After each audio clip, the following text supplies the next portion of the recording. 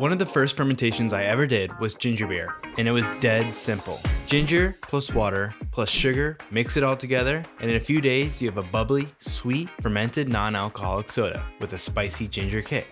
And when I made the video on it, you all loved it, quickly making it one of the most popular videos on my channel. However, one of the most common questions I got was, how do you make it boozy? So finally, I'm getting the hint, and in this video I'll show you how you can take that weak ginger soda and turn it into a real alcoholic ginger beer at around 7%. And best of all, you don't need any fancy home brewing equipment. I'll show you how to do it right in your kitchen with limited gear and some recommendations if you want to step up your fermentation game. And even better, my good friend CH of Homebrew for Life is brewing 2 ginger beers along with me, but using a completely different technique. And in the end, we'll taste them side by side and compare the methods. But before you run off to check out his video, let's get into it and make our own boozy ginger beer. As I mentioned, I wanted to do this in a way that was accessible to anyone, so I'm going to keep the gear and ingredients limited. And I figured the most basic way to make ginger beer is to use a ginger bug, like in my previous video. A ginger bug is the equivalent to a sourdough starter for bread. It's a mixture that has a ton of healthy bacteria and yeast that when fed sugar, it will ferment it and turn it into alcohol and CO2, or bubbles. I've used a ginger bug to be the source of fermentation in several videos at this point, like fermented lemonade, root beer, and of course, ginger beer. But in all those fermentations, the ginger bug never really fermented to alcohol levels beyond 1%.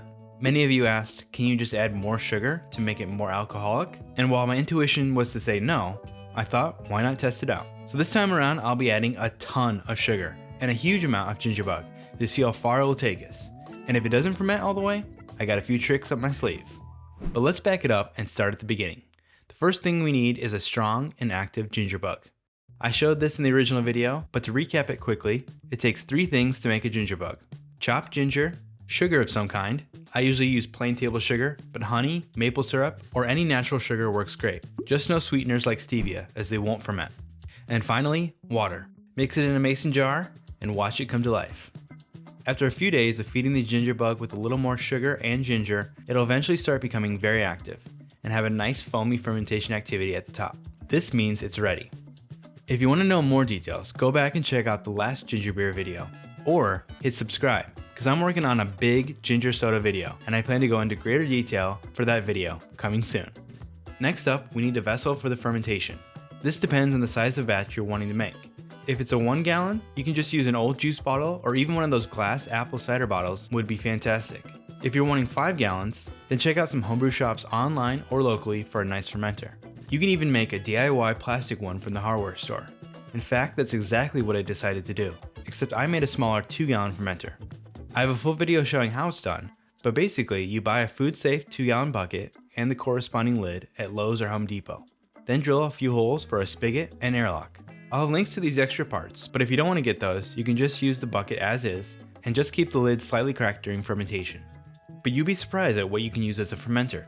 Get creative. Just avoid metal containers, as the acidity in the fermentation can do some bad things to the metal and lead to corrosion, but stainless steel is one metal that is okay to use. Okay, with the fermenter in hand, let's get brewing. Here's everything you'll need. Some more fresh ginger to add extra flavor. I'll use about 100 grams chopped up. For this 2-gallon recipe, I made 2 ginger bugs to double the fermentation power.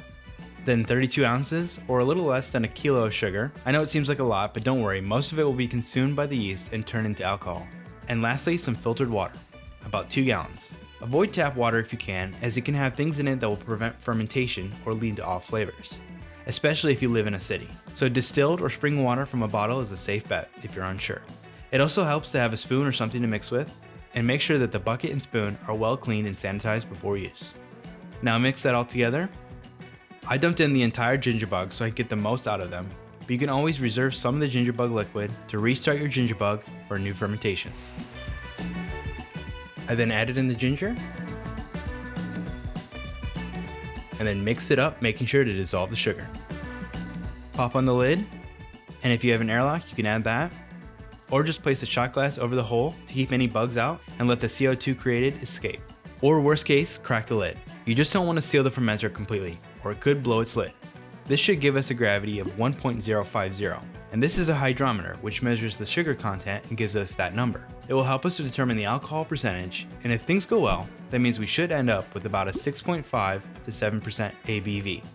but you don't need a hydrometer to brew this. It just helps to know the alcohol content. I let it sit on the counter overnight, and by the next day I could see a ton of bubbling activity. That is a great sign. I then let it ferment for a week to see how far this ginger bug could take it. By the end of the week, I decided to open up and take another gravity reading. The hydrometer read at 1.040, meaning in 1 week, the ginger bug fermented this down to about 1.3%. So as I suspected, using just a ginger bug, more sugar won't necessarily make this alcoholic. That means it's time for plan B, beer yeast. These days you can get beer yeast from Jeffrey Bezos, but they're also sold at homebrew stores, some hobby stores, or worst case scenario, you can get some from the baking aisle. Technically bread yeast and beer yeast are the same species, Saccharomyces cerevisiae to be exact. Nerd. Although I tend to get much cleaner tasting fermentations when I use beer specific yeast. For this, I'll just use a standard American Ale yeast, and it should have no issues chewing through the rest of the sugars. I added about 6 grams of yeast, and then closed it up to let it do its thing for another week. And sure enough, that did the trick. I took another gravity rating, and it came in at 0.996, meaning the fermentation was complete, and this ginger bug was officially alcoholic at 7%. Now looking back, if you wanted, you could totally skip that first step with the ginger bugs and go straight for ginger and beer yeast. But I think the ginger bug fermentation is going to add a lot of complexity and maybe even a slight sour funkiness that'll make it extremely unique. Up to you what you want to do, but I was excited to see how this turned out, so I decided to bottle it up since I wanted it to be fizzy. Bottle conditioning is the process of adding a little sugar to a bottle and then adding your ferment into it and closing it up. The added sugar will kick back up fermentation and create pressure in the bottle, leading to carbonation in your drink.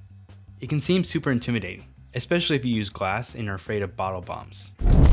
So that's why I almost always use plastic bottles when I can.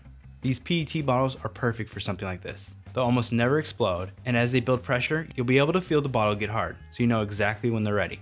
But did you know they also make PET kegs these days? Just like with the bottles, you can do something that's called keg conditioning, by adding sugar and your fermentation into the keg and sealing it up. So that's exactly what I'll do. Half of the ginger beer will go into a keg that has some added sugar. I use this calculator to figure out just how much to add. I'll leave a link below. And then I also add some sugar to a few bottles. I even had a glass swing top bottle to use, which are nice since I don't need any bottle caps or a capper. I then filled the keg and the bottles. This is why it's nice to have a spigot on your fermenter, because it lets you easily transfer out of the bucket. Otherwise, you might need an auto siphon or do some careful pouring. And this attachment is just a bottling one. It has a spring activated tip that only lets liquid out when it's pressed against the bottle. Not needed, but helpful for minimizing spills. Once the keg and bottles are filled up, I close them and let them sit for about 2 weeks before finally throwing them in the fridge, at which point they were ready to drink. So I shipped some out to my buddy CH and then poured myself a glass to give it a taste. And voila, here is the keg. It is nice and pressurized, and I've had it in the fridge for the last few days. I'm so excited to see how this turned out, so let's give it a shot. If you're not familiar with kegs, they have different posts on them. This one has one for gas in and has one to relieve pressure. And then it's got this one, which is for your beer line, which I'll just be using this. It's called a picnic tap. It's got a little connector and then comes out of that side. So let's hook it up.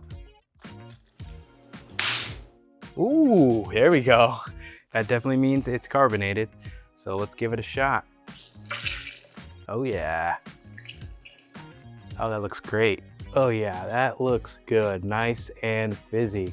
And that is all thanks to the bottle conditioning, or in this case, keg conditioning. Just sugar added in. You don't need any really CO2 tanks or anything to pressurize this. This should honestly be enough carbonation and pressure to serve this whole keg. But enough waiting, let's give it a taste and see how it is. Oh man, that is so good. Holy cow. Whoa, that is really good. The carbonation is amazing because it's super fizzy, but it almost has, if you can see, like a white frothiness to the top of it. And the mouthfeel when you drink it is just like so smooth, yet still bubbly. It's kind of like ginger beer on nitro, and it's amazing. It tastes like a ginger beer. It's got a nice ginger spice kick, but there's also a bit of funkiness that I'm getting, I think, from that natural fermentation that I did at the beginning. It's not really sour, which is nice, but it has a bit of that just fermentation funk character that really makes this unique. But if that's not your jam, you can totally just go for adding yeast and sugar and have a 7% delicious ginger beer. But I love that fermentation flavor, and this is perfect for me. It doesn't really taste like 7%, but you can tell there is a bit of booze in there, but it is just so refreshing. This would be perfect in a cocktail if you just wanted a little extra kick, but on its own, man, this is so good, and I can't wait to be sipping on this all summer long. Oh man, you gotta give this a try. Now that was just one way to make alcoholic ginger beer. If you want a completely different take, go check out CH's video on his channel Homebrew for Life, where he made a creamsicle ginger beer. Can't wait to try that. And join us on the Hoppy Hour live stream next week, where we'll be tasting the ginger beers live and be comparing them side by side. Cheers and happy brewing.